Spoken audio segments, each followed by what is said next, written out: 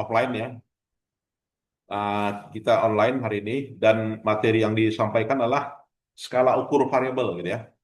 Nah, ini juga skala ukur variabel uh, banyak digunakan ya dalam disertasi gitu ya. Nah, di sini terkadang ada salah kaprah juga gitu ya. Bahwasanya uh, skala ukur variabel yang digunakan itu terkadang di tabel operasional variabel gitu ya. Itu disebutkan mahasiswa apabila menggunakan desain kuesioner gitu ya, itu apa ya?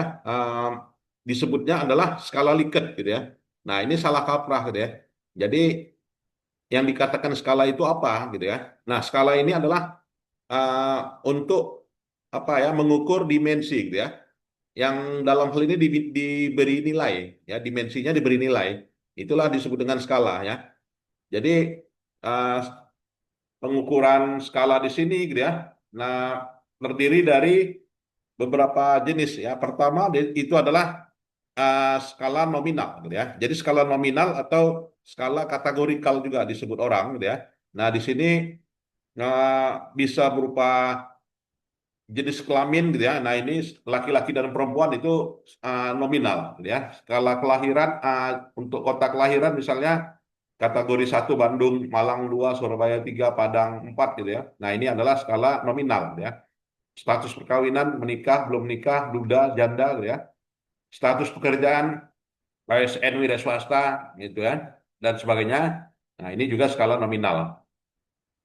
Dan skala nominal ini apa gitu ya? Dimensinya sebagai sebagai berikut gitu ya. Jadi bisa berupa status perkawinan ya, bisa berupa agama gitu ya. Nah, ini cara mengkelompokkan skala nominal. Nah, ini ya. Jadi status perkawinan menikah kodenya satu, misalnya kode 4 ya belum menikah, kode 3 dan seterusnya gitu ya. Dan untuk pengukuran skala nominal ini memang apa ya untuk banyak digunakan untuk kategori analisa kategorikal ya seperti misalnya regresi logistik ya Bapak Ibu. Nah, ini. Dan perlu kita buat garis bawahi catatannya, dimensinya ini bersifat terpisah ya, tidak bertingkat sehingga dapat diberi nilai. Nah, ini ya. Dan angka dalam kelompok bukan nilai atas dimensi, tetapi merupakan hitungan terhadap subjek yang mendukung dimensi atau variabel ya. Nah, kemudian skala pengukuran yang menyatakan sesuatu dengan yang lainnya itu disebut dengan skala ordinal gitu ya. Jadi diberikan nilai dari peringkat atas dimensi atau dari variabel yang diukur sehingga menunjukkan urutannya ya. Contoh, nah ini skala apa ya?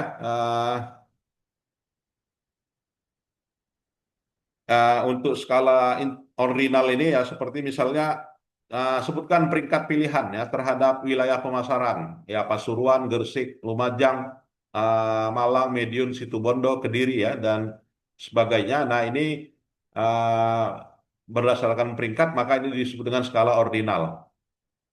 Ya, kemudian yang menyatakan peringkat dan juga jarak juga ya. Jadi skala ordinal ini mencakup kesamaan jarak sehingga jarak 9 dengan 10 dengan jarak 15 dan 16 ya dalam hal ini dikelompokkan gitu ya. Ya, dan juga jenis dari skala ordinal ya yang namanya uh, ya jenis dari skala interval ya itu adalah Likert ya 5 titik netral sangat setuju ya tidak setuju dan sangat tidak setuju dan seterusnya ya. Nah, kemudian skala rasio ini menunjukkan peringkat jarak perbandingan ya. Jadi skala rasio itu dari nol sampai tak terhingga gitu ya. Dari nol sampai tak terhingga. Jadi bukan hanya perbandingan antara apa ya, pembilang dengan penyebut gitu ya atau juga nominal dengan denominal gitu ya. Tetapi peringkat antara nol sampai tak terhingga. Misalnya total aset. Nah, itu dikatakan dengan skala rasio. Jadi tidak harus dalam bentuk persen ya. Kesimpulannya, skala rasio menyatakan sesuatu sekian sekali besarnya dari skala lain dan skala interval menyatakan sesuatu yang lebih dari yang lain, sedangkan skala ordinal menyatakan sesuatu lebih dari yang lain ya. Dan skala nominal menyatakan kategori saja. Nah, ini bedanya. Rasio ya interval ordinal, dan juga skala nominal ya. Nah, instrumen penelitiannya di sini menyusun instrumennya berupa dari teori tentu saja ya. Dari teori diturunkan menjadi konsep, dari konsep diturunkan jadi variabel, dari variabel turun menjadi dimensi variabel, dari dimensi variabel menjadi indikator, dan dari indikator menjadi instrumen penelitian, Bapak Ibu ya. Nah, tata cara menyusun instrumen di sini, gitu ya. Di sini kita perhatikan variabel mana yang tersurat dalam rumusan masalah, didefinisikan variabel itu dengan mengacu pada pendapat ahli ya dalam yang dinyatakan di dalam teori. Kemudian cari dimensinya. Setelah kita cari dimensinya, cari indikatornya. Ya, setelah cari indikatornya, maka diformulasikan ya indikator itu di dalam bentuk daftar kalimat pertanyaan ya, dalam bentuk kalimat pertanyaan. Nah, ini caranya kita menyusun instrumen. Selanjutnya, kita hubungkan ya, kalau misalnya rumusan masalahnya sejauh mana pengaruh motivasi terhadap prestasi kerja karyawan di perusahaan X. Nah, ini dari teori ya. Jadi berdasarkan definisi ini, orang bertindak untuk melakukan sesuatu karena adanya rangsangan yang dalam hal ini bisa jadi merupakan pemenuhan kebutuhan ya. Jadi kelima tingkat kebutuhan ini disebut dengan dimensi ya dari motivasi. Dan dari setiap motivasi dicari indikator-indikatornya. Nah, jadi dalam menyusun operasional variable ya, tabel operasional variable, nah itu setiap kita berhasil mendefinisikan variable, maka tabel operasional variabelnya disusun, Bapak Ibu ya. Jadi meliputi variable, kemudian dimensi ya, kemudian indikator, kemudian juga instrumen. Nah, di sini walaupun kita terutama yang data primer ya. Jadi data primer wajib kita turunkan yang namanya dimensi gitu ya. Kalau untuk data sekunder bagaimana Pak gitu ya? Kalau data sekunder ya variabel, definisi variabel ya. Jadi tidak perlu kita sebutkan dimensi. Nah, ini bedanya kita cara menyusun tabel operasional variabel antara data primer dengan data sekunder ya. Jadi data primer wajib menyebutkan dimensi. Ya, sedangkan data sekunder itu kita menyebutkan definisi variabel ya, baru langsung ke indikator. Ya, atau juga jangan langsung indikator ya, dari variabel kemudian uh, definisi variabel ya, kemudian uh, indikator boleh ya sebutkan, kemudian skala. Nah, ini ya. Nah, jadi bisa juga variabel, dimensi, indikator, instrumen. Nah, ini memang jarang dilakukan orang ya. Jadi instrumen dari kebutuhan fisiologis misalnya 1 sampai 5 ya. Kebutuhan keamanan itu ada 4, 6 sampai 9 ya. Kebutuhan sosial itu ada 4 misalnya. Nah, ini memang lebih bagus kita langsung tentukan instrumennya ya. Jadi dari mana 5 ini ya? Dari teorinya si Terry gitu ya. Atau misalnya dari mana kebutuhan sosial 10 sampai 13 dari definisinya teori ini gitu ya. Nah, ini caranya kita menurunkan dari teori menjadi operasionalisasi variabel, Bapak Ibu. Nah, selanjutnya kita turunkan menjadi kuesioner ya. Jadi bentuk-bentuk kuesioner ya dengan jenis kuesionernya skalanya Likert. Nah, jadi Likert itu menyatakan ya sangat setuju ya tingkat preferensi ya, dengan kata lain untuk skala Likert gitu ya, mulai dari sangat setuju, sangat tidak setuju. Nah, apakah sama gitu kan desain kuesioner ini satu sama lain gitu ya? Ya, tergantung dari pertanyaannya gitu ya. Jadi tergantung dari pertanyaan, apakah pertanyaannya menyatakan uh, apa ya uh, kesesuaian ya atas suatu statement, atau juga pertanyaannya menyatakan uh, membenarkan suatu pernyataan berdasarkan pada apanya tingkatannya ya. Jadi kalau misalnya gaji yang saya terima dapat memenuhi kebutuhan pangan, boleh nggak kita Pak rubah dari sangat setuju, setuju, netral, tidak setuju, sangat tidak setuju, kita ganti. Misalnya gaji yang saya terima memenuhi kebutuhan fisiologis, sangat penting misalnya, terpenuhi, sangat terpenuhi, netral, tidak terpenuhi, sangat tidak terpenuhi. Boleh nggak? Boleh-boleh aja gitu ya. Ya, tergantung dari apa kita ya, pertanyaan, bobot bobot pertanyaan dan juga statement dari kuesioner itu gitu ya. Nah, jadi ini contoh dari skala Likert yang menyatakan tingkat referensi. Nah, jadi dari instrumen yang dalam hal ini kuesioner tadi yang 1 sampai 10 gitu kan. Nah, inilah dia instrumennya ya. Nah, ini. Jadi semuanya jelas gitu ya. Nah, jadi semuanya jelas 1 sampai 5 kebutuhan fisiologis mana 1 sampai 5 ya 1 sampai 5 ini 1 sampai 5 gitu ya. Nah, ini berarti dari dimensinya ada 5, pertanyaannya ada 20 gitu ya. Dimensinya 5, pertanyaannya 10, variabelnya 1. Nah, ini cara bacanya. Ya, mungkin ada yang mau kita diskusikan, silakan Bapak Ibu. Baik, ya, ini caranya mengukur kuesioner ya, menyusun kuesioner. Nah, begitu juga prestasi kerja gitu ya. Jadi dimensinya ada 6, ya kan? Kemudian yang namanya instrumennya itu ada 16. Mulai dari aspek ketelitian, kerapian ya, sampai pada kedatangan tepat waktu ya, istirahat tepat waktu, pulang kerja tepat waktu gitu ya. Nah, ini dikatakan prestasi kerja ya. Kemudian nah ini kita turunkan menjadi kuesioner Bapak Ibu ya. Nah, selanjutnya dalam kuesioner gitu ya, itu ada yang namanya validitas dan reliabilitas. Nah, ini pun juga tergantung pada alatnya gitu ya. Ada yang menggunakan pendekatannya persamaan structural equation modeling ya, structural equation modeling, maka ukuran validitas dan juga reliabilitas ya. Jadi nanti ukuran validitas dan reliabilitasnya banyak indikator gitu ya. Jadi nanti kita bisa aja nanti singgung sedikit mana mana yang dikatakan unsur pengujian validitas dan reliabilitas kalau misalnya persamaannya menggunakan persamaan struktural gitu ya. Nah, ini secara umum ya validitas dan reliabilitas ini apa itu validitas? Nah, validitas itu menguji ketepatan alat ukur. Nah, tepat nggak alat ukurnya dalam mengukur apa yang hendak diukur? Dan validitasnya ditentukan dengan mengkorelasikan antara skor yang diperoleh dari setiap butir pertanyaan dengan skor totalnya ya. Nah, ini secara apa ya? Manual hitungannya ya. Jadi validitas itu mengkorelasikan antara skor yang diperoleh tiap butir ya dengan total ya. Nah, sejauh mana korelasinya? Korelasinya rendah, korelasinya sedang, korelasinya tinggi gitu ya. Nah, secara umum notasinya korelasi itu dinyatakan ini. Jadi ini korelasi Spearman orang bilang ya.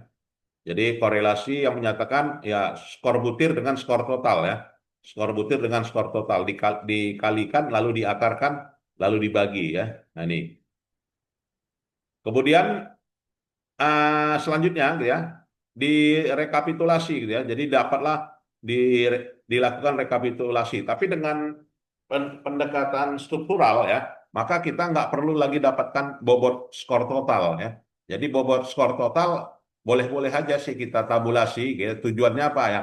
Tujuannya untuk mendapatkan ya kalau skor total ini nilai dibandingkan nilai maksimumnya ya dibanding dengan nilai rata-ratanya ya dibanding nilai terendahnya boleh kita jadikan acuan perbandingan. Tetapi bukan untuk diolah gitu ya. Jadi hanya sekedar untuk menyajikan statistik deskriptif ya atau juga statistik frekuensi.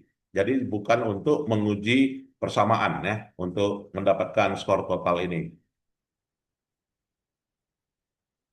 Dan selanjutnya perhitungan validitas butir satu dengan skor total gitu ya. Nah, hitungan manualnya sebagai berikut gitu ya. Sebagai berikut dan banyak ya manualnya hitungannya maka dapatlah R correlation gitu ya. Jadi 0,74 734. Nah, 0,734 ini dalam ring mana ini? Ring rendah, ring sedang, atau juga ring tinggi gitu ya. Nah, jadi kalau kita lihat ya, kita lihat berdasarkan teorinya. Dan perbandingan ya untuk menggunakan korelasi ini ya menggunakan tabel yang namanya R product moment gitu ya. Jadi R product moment pada taraf alfa 5% dan juga pada taraf alfa 1% dari observasinya ya. Jadi observasinya N kurang 1, N kurang 1, N kurang K kurang 1 ya. Jadi jumlah observasi dikurangi dengan jumlah variabel dikurangi dengan 1. Ya, jadi misalnya kalau respondennya 100 misalnya, 100 variabelnya 5 atau variabelnya 4. Nah, maka rumusnya 100 dikurangi 4 dikurang 1, maka 95. Maka R tabelnya, R product momennya berapa? 95. Maka dalam hal ini pada derajat alfa 5% gitu ya, maka mendapatkan nilai ini ya. Jadi nilai 0,2. Nah, 0,2. Jadi 0,2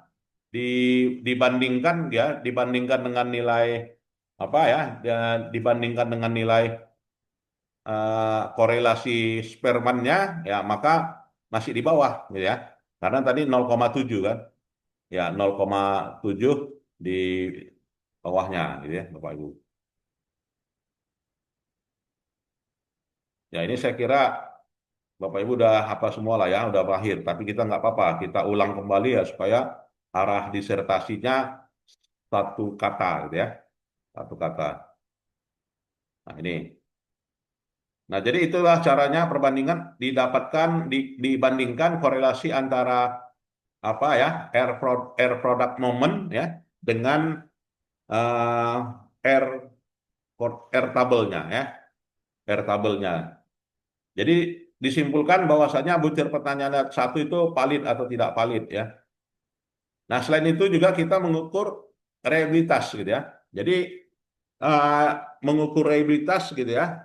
Kalau nanti dengan persamaan struktural kita menggunakan apa Spearman rho ya, atau juga menggunakan Cronbach alpha gitu kan. Nah, jadi dengan reliabilitas di sini tujuannya adalah melihat apakah konsisten hasil pengukurannya, sehingga jika alat ukur itu digunakan oleh orang yang berlainan pada waktu yang bersamaan ya, atau digunakan oleh orang yang sama pada waktu berlainan. Jadi secara eksplisit mengandung unsur objektivitas ya. Dan cara mengukur reliabilitas itu ya instrumen diberikan kepada responden yang sama pada waktu yang berbeda ya. Jadi skor total diperoleh pada pengukuran pertama dikorelasikan dengan skor total pada pengukuran kedua ya. Kemudian cara mengukur belah dua ya.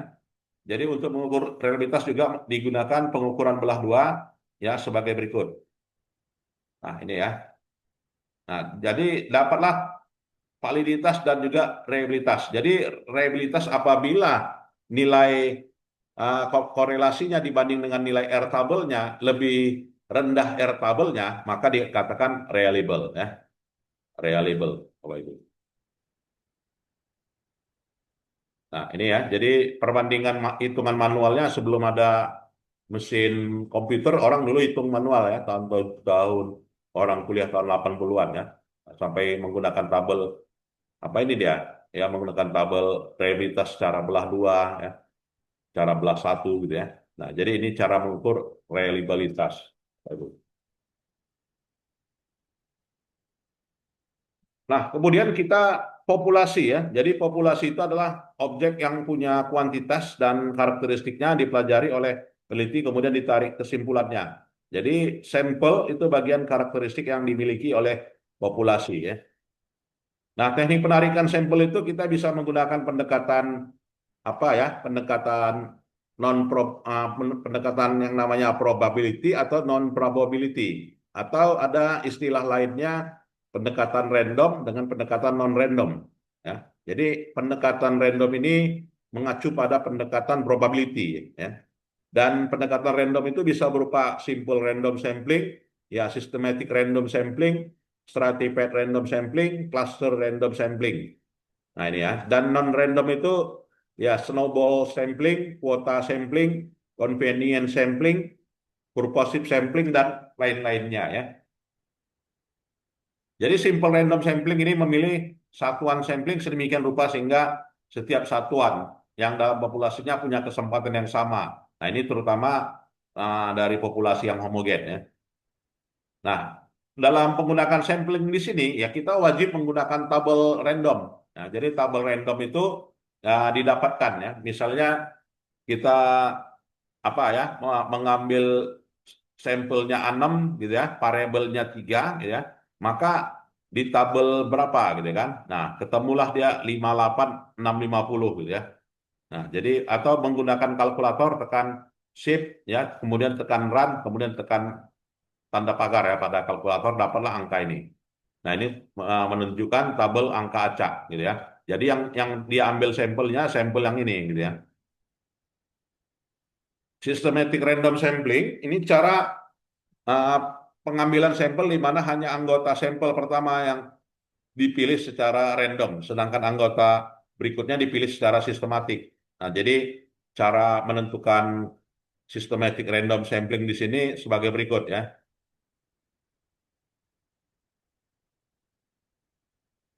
Nah, ini yang pertama dipilihlah secara apa ya, populasi 100, sampelnya 10. Maka dipilihlah 10. Nah, 10 ini ya dari populasi yang pertama 5, yang kedua 15, yang ketiga 25 sampai yang kelima 95. Ya, inilah memilih anggota sampel yang terpilih. Kemudian stratified random sampling itu cara pengambilan sampel di mana populasi distratifikasi menjadi beberapa lapisan berdasarkan kriteria tertentu ya. Kriteria itu dimaksud berupa variabel penelitian, bisa juga variabel yang dekat dengan variabel yang lainnya. Nah, ini stratified random sampling dia berstrata berstrata gitu ya. Misalnya kalau kita mau meneliti di Bursa Efek Indonesia gitu kan, perusahaan manufaktur. Nah, manufaktur itu ada sektornya. Kalau nggak salah ada 12 ya.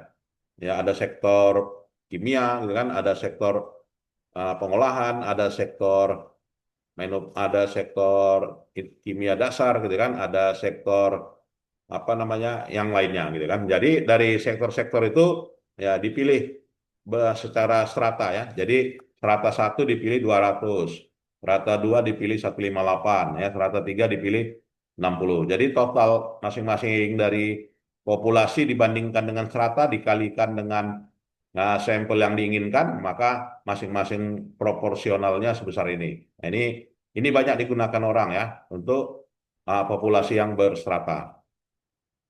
Nah, untuk yang cluster random sampling ini dari satu populasi gitu ya, pengambilan sampelnya di mana random ya dilakukan terhadap kelompok, bukan pada anggota populasi. Jadi pada cluster kelompok ini dipilih, ya pada kelompok cluster ini dipilih, pada kelompok cluster ini dipilih. Nah, ini seperti misalnya ya kita pengambilan sampel antar kota gitu ya. Ya, kita ambil populasi Indonesia.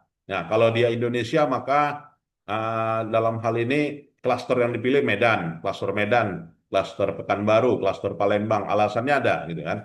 Klaster Surabaya gitu kan. Nah, ini banyak digunakan menggunakan klaster random sampling. Jadi nggak semua kota dipilih. Jadi hanya klaster-klaster tertentu saja ya. Dan pengambilan sampel yang non probability, nah ini tidak acak ya, menggunakan snowball ya, artinya mengambil sampel yang awalnya menggunakan responden terbatas lalu dipilih berdasarkan informasi dari responden ya. Sedangkan kuota sampling ya respondennya apa ya, responden yang diteliti ditetapkan terlebih dahulu, lalu siapa yang dipilih menjadi anggota sampel terserah peneliti gitu ya. Sedangkan convenience sampling itu cara pengambilan sampel berdasarkan kemudahan dan purposive sampling itu cara pengambilan sampel didasarkan pada pertimbangan tertentu. Dan menentukan ukuran sampel di sini ya untuk penelitian statistik deskriptif ya minimal sampelnya 10% dari populasi. Nah ini ya Bapak Ibu, jadi kalau kita menggunakan pendekatan slopin ya, maka derajat kebebasannya 10% ya seberapa banyak populasi maka sampelnya nggak banyak berubah gitu kan, dikit gitu ya. Jadi idealnya memang 5% gitu ya. Jadi untuk ilmu sosial slopin itu ya 5%. Kebanyakan mahasiswa menggunakan 10% gitu ya. Nah, idealnya 5%, tapi memang sampelnya banyak gitu ya. Jika populasi besar maka diambil sampel 20% ya. Nah, ini ketentuannya menurut Dell ya, tahun 96. Nah, ini ya Bapak Ibu misalnya populasinya UMKM. UMKM di Medan itu 5.000 gitu kan. Nah, 5.000 itu maka menurut Dell kalau itu banyak atau enggak 5.000? Banyak gitu kan. Maka Bapak Ibu ngambilnya 20% dari 5.000. Nah, jadi diambillah 1.000 ya. 1.000 sampel. Nah, itu cara menentukan besarnya ukuran sampel menurut metodologi ya. Dan penelitian yang sifatnya menguji hubungan korelasi minimal 30 sampel. Nah, ini kalau korelasi. Untuk penelitian yang menguji hubungan kausalitas minimal 30 sampel. Nah, jadi ini ya, untuk penelitian eksperimen dia anjurkan 15 subjek. Nah, jadi untuk penelitian deskriptif kita 20% dari populasi ya. Yang ini yang banyak digunakan dalam disertasi. Nah, jadi boleh 10, boleh 20 ya. Ini ya, untuk sampel kecil dan sampel besar, Bapak Ibu. Nah, ini rumus Slopin memang tidak dianjurkan, tapi kalaupun digunakan, ya maka nilai alfanya atau toleransi ketelitian dalam persennya, tolerannya 5%, ilmu sosial 5% gitu kan, atau ilmu sains 1% gitu. Atau juga selain menggunakan itu apa ya, kita menggunakan pendekatan Krige and Morgan, ya menggunakan Krige and Morgan. Nah, jadi lawan dari pendekatan selain dari Slopin itu Krige and Morgan ya. Jadi Krige and Morgan itu dengan formula ya sebagai berikut ya. Jadi N sama dengan X2 kuadrat N kali P dikali 1 kurang P dibagi D kuadrat dikali N kurang 1 ditambah X kuadrat dikali P dikali 1 kurang P ya. Jadi dapatlah dari populasi sampelnya 1.200 gitu ya, maka sampel yang diperlukan 291. Nah, ini jarang digunakan. Saya menyarankan juga kalau mahasiswa sekali-sekali ya pakai uh, Grade GC and Morgan. Jadi jangan selalu Slopin gitu ya.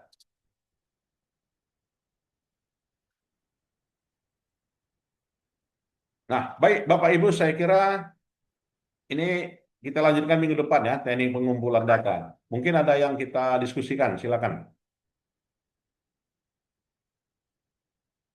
Ya, baik. Kalau tidak ada, saya kira itu saja perkuliahan kita dan nantinya saya share ya untuk linknya, link apanya nih ya, video ini. Terima kasih. Ya baik Prof. Ya Prof, biar bisa pelajari ulang Prof. Ya, sama-sama Pak. Baik, terima kasih Bapak Ibu. Boleh Ya, Prof. meninggalkan ruangan.